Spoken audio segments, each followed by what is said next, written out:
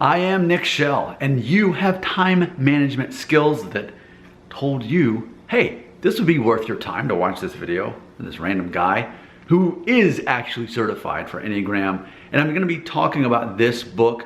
This is the book I've recently finished and took a lot of notes on and learned so much from. This is, of course, The Honest Enneagram by Sarah Jane Case. And I'm going to make your life easy because if you want to buy that book, just click the link right there. It takes you to Amazon. You can buy the book.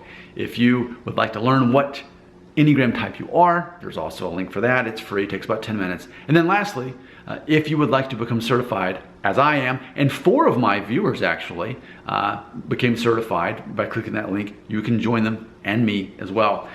I am so excited and passionate to talk about this. It's because of this book that I officially understand who I am, and I'm not an 8.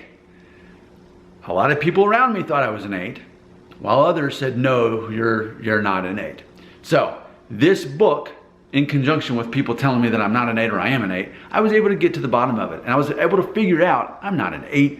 I'm actually surprisingly a 6. And of course, the 3 subtypes of 6s look like 3 different people. I'm a 6, my wife is a 6, and both of our mothers are 6s. Our mothers are the same type of 6, but my wife and I are different types of 6s. So I'm making this video for anyone. This is so specific of a thing, but surely we all can gain from this.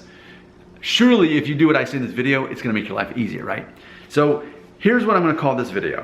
So I'm only like a week in right now to understanding and accepting that I'm not an 8, but instead I'm a 6. So think about like Ben Affleck, Robert De Niro. These are people who seem at times intimidating and very direct, but ultimately they're operating from a place of fear of what they might lose. Or when you think of movies like Meet the Parents, you can think about so many of Ben Affleck's roles. It's all about preparing for something that might happen, that they need to often gather people in a circle of trust, etc., that sort of thing. And ultimately that's where I'm at.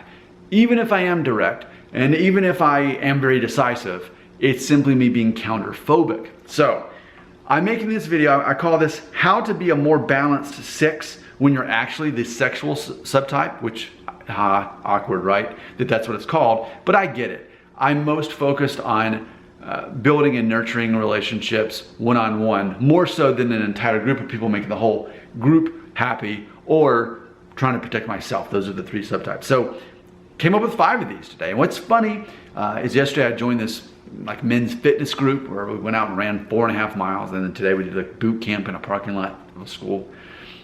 And I kind of tested this out. I thought, you know, they don't know who I am. They've never met me. They don't know my Enneagram type. This is my chance, blank slate, to kind of figure this out. And I wanted to see, not thinking of myself as an 8, just as a new guy who's making friends, how would I operate? And these were the 5 steps that apparently became my default. Here we go. This is very fresh science. Science, quotation marks. So the first thing I noticed that I did is that I asked other people questions, but only enough to get them to talk about themselves, not me. So like, for example, the grenade, throw it, get talking about yourself. So they know less about me and I know more about them. So I'm building that relationship and that social security that way, because that's what 6s do. They build this idea of safety through numbers in the relationships, specifically if you're my subtype.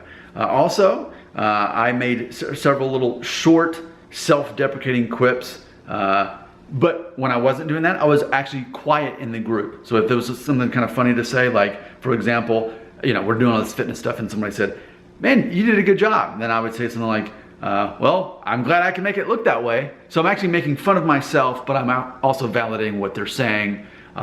And it's a way to keep myself looking humble and, you know, making people laugh, which that's a major way to connect with people.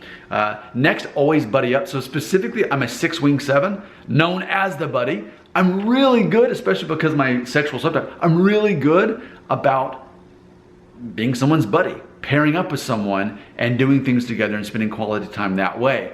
So when I'm in a group, who's my buddy? And I'll get to know that one person and then we'll move on to the next and that sort of thing. So it's very important as a 6 that you find a buddy, especially if you've got that 7 wing where you've also already got kind of that fun energy and that sort of thing. Next, openly acknowledge that there are safety in numbers and that you're a middle of the road person. Because chances are, if you're a 6, you probably are that middle of the road person. I get that now. I'm gonna make a reference that no one's gonna get. Super Mario Brothers 2 that came out in like 1988. You could be Mario, Luigi, Toad, or the princess, and they all had kind of different abilities, but if you chose Mario, he was the most average. And while I liked all 4 characters, I often liked to just be Mario because it was just easy and average and predictable and middle of the road. So as I was at this fitness group, I noticed when we ran 4.5 miles, I started out at the front, but by the end of it, but most of it, I was in the middle. And today at the boot camp, I was in the middle of everything. You know, I wasn't the best, I wasn't the worst, I was in the middle. And if you were a 6 and you were focused on connecting and building relationships with people, it's good to be in the middle. For me, specifically, and I'm quite maybe the best 6 ever in this way, but I'm not a political guy, I don't choose sides. I'm not into sports, I don't choose sides. If there's ever 2 sides, then I purposely just kind of stand back and don't choose a side because I'm more relevant and can build a relationship. It's funny to think that how 6s want to find safety and security in building relationships. So if you're middle of the road, that definitely is going to be an advantage. And then lastly, serving in group environments as far as securing your place. So when you have a group, you find the thing to do, whether it's making food or whether it's cleaning up, that sort of thing. And that basically secures you, gives you a purpose. Thanks for watching this video. Your comments belong right here.